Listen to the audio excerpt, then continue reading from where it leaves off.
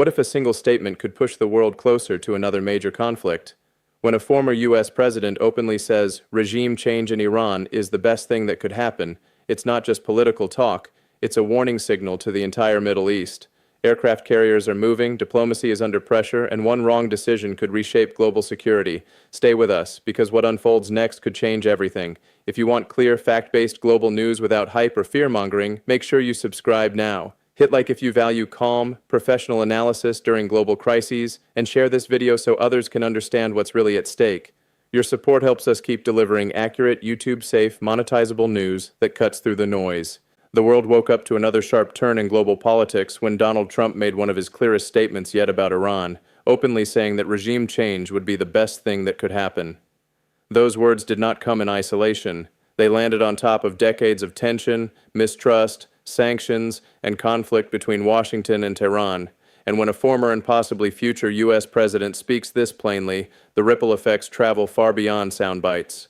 Trump framed his argument around history. He pointed to nearly half a century of hostility, saying that for 47 years, Iran's leadership has talked endlessly while lives have been lost in the process.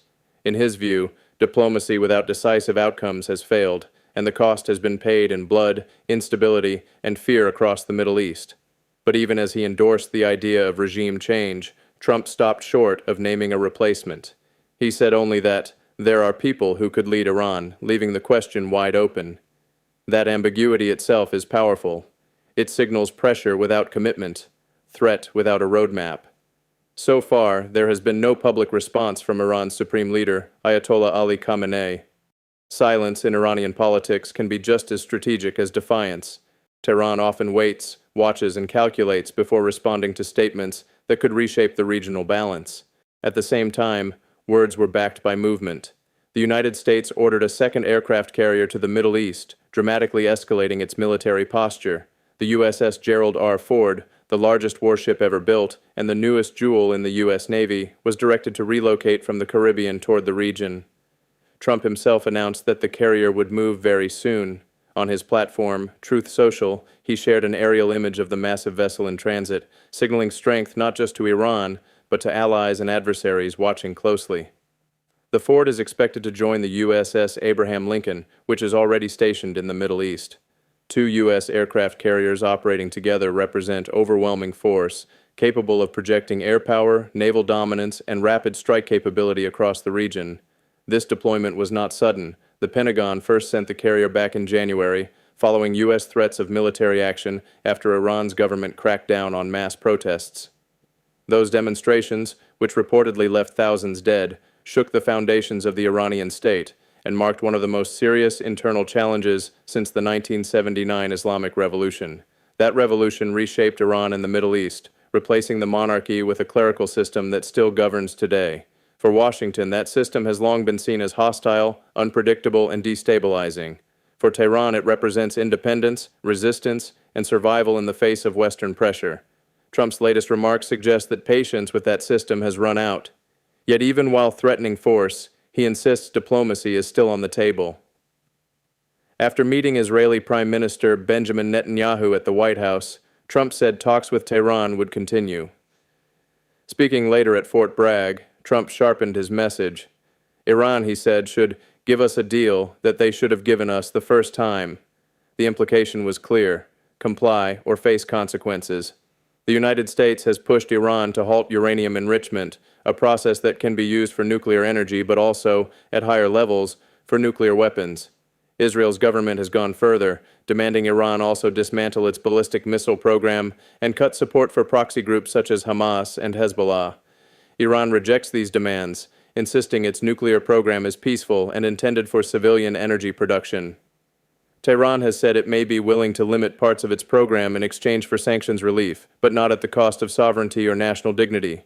Iran's President Masoud Pezeshkian warned that the country would not yield to what he called excessive demands. His statement reflects a long-standing Iranian position: negotiation is possible, but submission is not. This standoff did not begin today. During Trump's first term, he withdrew the United States from the nuclear deal negotiated under former President Barack Obama. That agreement had limited Iran's nuclear activities in exchange for sanctions relief, but Trump argued it was weak and failed to address missiles and regional influence. After pulling out, Trump reinstated sweeping sanctions that severely damaged Iran's economy, fueling inflation, unemployment, and public anger. Supporters said the pressure was necessary. Critics warned it would only harden positions and bring the two countries closer to conflict. The Biden-era administration later restarted talks to reach a new deal, hoping to restore limits and avoid escalation. But those efforts stalled, and tensions flared again with a brief but intense war between Israel and Iran that lasted just under 2 weeks, raising fears of a wider regional explosion. Now, Trump's comments reintroduce a more confrontational tone, one that blends military pressure with open talk of regime change. For supporters, this is clarity. For critics, it is dangerous brinkmanship. Across the Middle East, governments are watching closely. Allies wonder how far Washington is willing to go. Adversaries calculate how to respond without triggering catastrophe, and ordinary people, from Tehran to Tel Aviv, from Beirut to Baghdad, live with the consequences of decisions made far above them. This is not just about Iran, it is about global power, nuclear fears, regional alliances, and the question of whether force or diplomacy will shape the next chapter of history. And as aircraft carriers move, statements harden, and negotiations hang by a thread, the world waits to see whether this moment becomes another turning point, or the opening of something far more dangerous. The pressure campaign unfolding now is as much psychological as it is military. When a superpower moves its largest warships into position, it sends a message without firing a single shot. The message to Tehran is simple: time is not unlimited and patience has boundaries. Inside Iran, reactions are complex. The political elite must balance defiance with realism, publicly backing down risks appearing weak after decades of resistance rhetoric. But pushing too far risks triggering a confrontation that could devastate the country's infrastructure and economy. This dilemma defines Iran's strategic posture today. For many ordinary Iranians, the situation is deeply personal. Years of sanctions have already eroded living standards. Prices have risen, jobs have disappeared, and the national currency has lost value. The threat of war adds another layer of fear to daily life.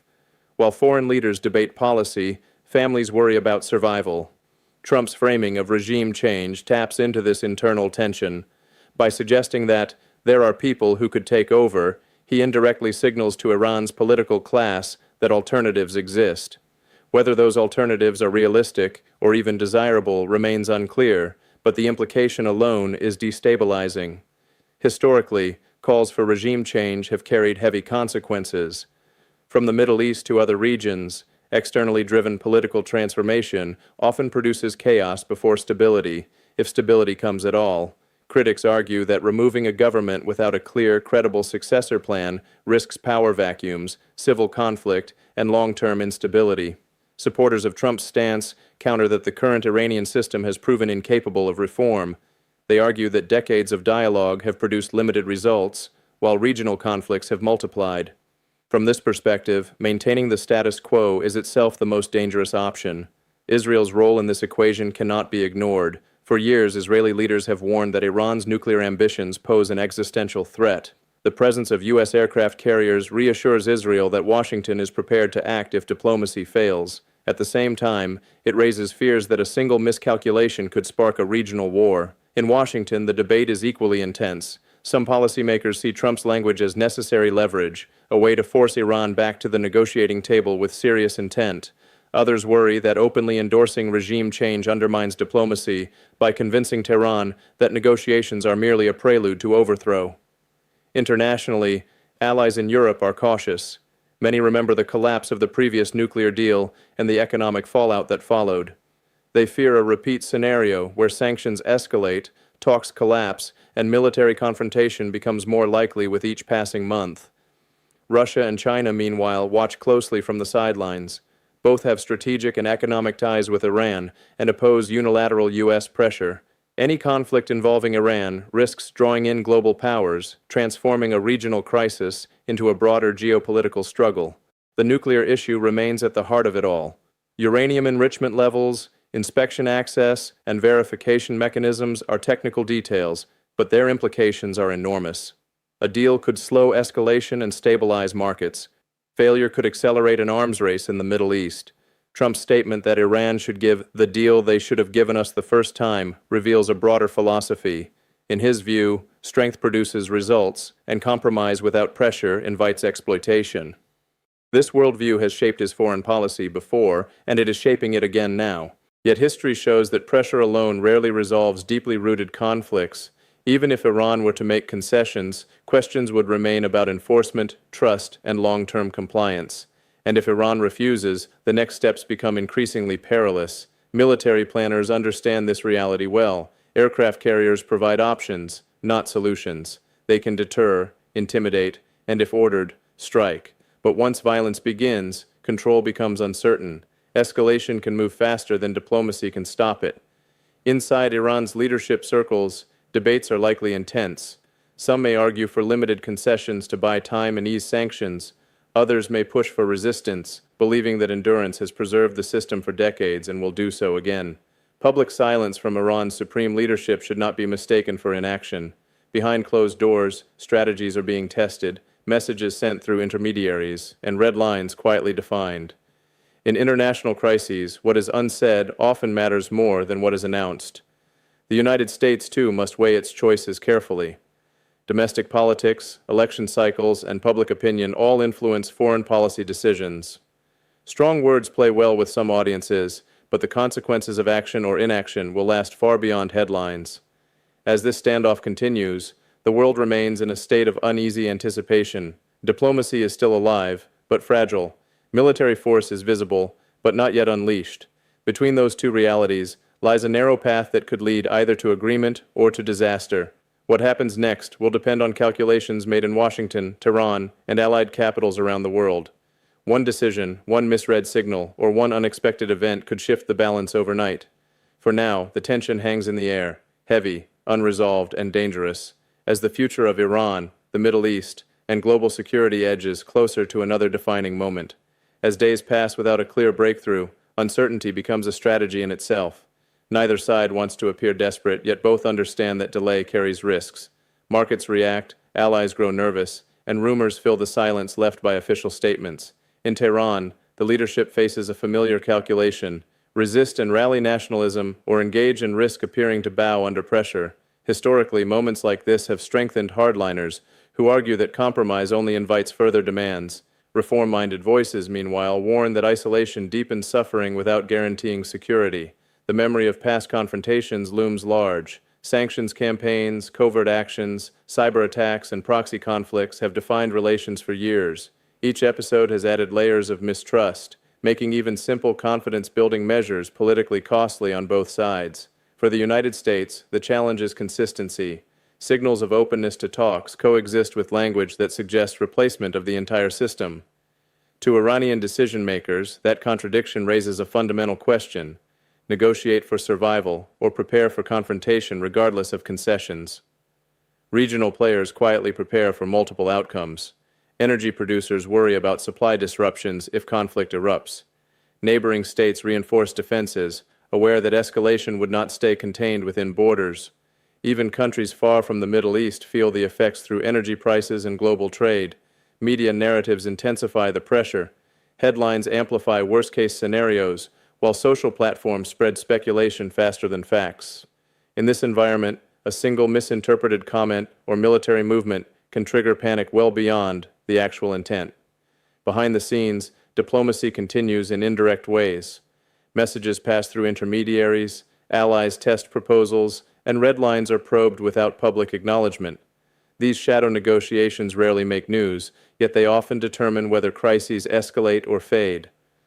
The question of regime change remains the most explosive element. History shows that such outcomes are rarely controlled from the outside. Even supporters of strong pressure admit that toppling a government does not automatically produce stability, democracy, or peace. At the same time, the Iranian system itself faces generational pressure. A young population with limited economic opportunity and growing exposure to the outside world presents long-term challenges for any rigid political structure. Change, whether gradual or sudden, is already part of the national conversation. Trump's remarks, therefore, resonate beyond diplomacy. They intersect with internal Iranian debates, regional security fears, and global concerns about nuclear proliferation. Whether intended or not, they accelerate timelines and force choices. If a deal is reached, it will likely be imperfect, criticized by hardliners on all sides, and fragile in implementation, but it could pause escalation and create space for longer-term solutions. If talks collapse, the alternatives narrow quickly. Military action, even limited, would reshape the region overnight. Retaliation, counter-retaliation, and proxy involvement could spiral before restraint reasserts itself. Few conflicts stay limited once they begin. For now, restraint still holds. Ships move, statements are issued, and negotiations remain technically alive. The situation exists in a tense balance, where every actor believes the other will blink first. The coming weeks may define not just policy toward Iran, but a broader approach to power, pressure, and diplomacy in a rapidly shifting world. Whether this moment leads to compromise or confrontation will depend on decisions made quietly, away from cameras, in rooms where the weight of history is never far from mind. Until then, the world watches, aware that calm today does not guarantee calm tomorrow, and that the line between deterrence and disaster is thinner than it appears. The longer this moment stretches on, the more fragile it becomes. Crises rarely explode at their loudest point. More often, they unravel slowly, worn down by fatigue, misjudgment, or a single unexpected spark. That is what makes this phase so dangerous, not the noise, but the waiting. Inside military command rooms, planners prepare for scenarios they hope never to use. Every movement is calculated, every signal measured. The goal is deterrence, not destruction. Yet history shows that deterrence only works when both sides read the same signals the same way. When perception diverges, mistakes happen. For Iran, survival has always depended on strategic patience. Endure sanctions, absorb pressure, wait for political cycles to turn. That approach has worked before, but patience has limits when economic strain deepens and regional threats multiply. For the United States, credibility is at stake. Strong statements create expectations. Allies expect follow-through.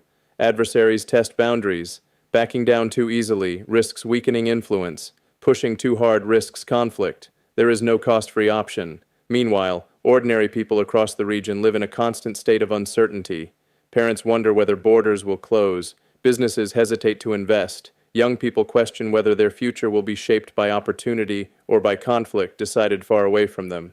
This is how geopolitical tension becomes human reality, not through speeches or warships, but through anxiety, delay, and fear of the unknown. Every diplomatic channel that remains open matters. Every pause, every indirect message, every avoided provocation buys time. Time for cooler calculations, time for compromise to seem less like defeat and more like necessity, yet time can also harden positions. Leaders risk being trapped by their own words. Public declarations reduce room to maneuver, especially when framed in absolute terms. Once regime change enters the conversation, trust becomes even harder to rebuild. If Iran believes that no agreement can guarantee safety, it may choose defiance over dialogue. If Washington believes that pressure alone will force submission, it may underestimate resilience. Both assumptions have failed in the past. The most likely outcome, as with many standoffs, is not victory or collapse, but an uneasy middle ground. Partial deals, temporary freezes, ambiguous commitments, arrangements that stop short of solving the core dispute but prevent immediate disaster. Such outcomes rarely satisfy anyone. They are criticized as weak, temporary, or insufficient. Yet they often prevent war, which history judges far more harshly than imperfect peace. As this story continues to unfold, one truth remains constant. Decisions made in this moment will echo for years. Whether through restraint or escalation, the path chosen now will shape alliances, security, and lives far beyond the present crisis. The world is not holding its breath because of one statement or one ship. It is watching because this is a crossroads, a moment where words, power, and patience collide.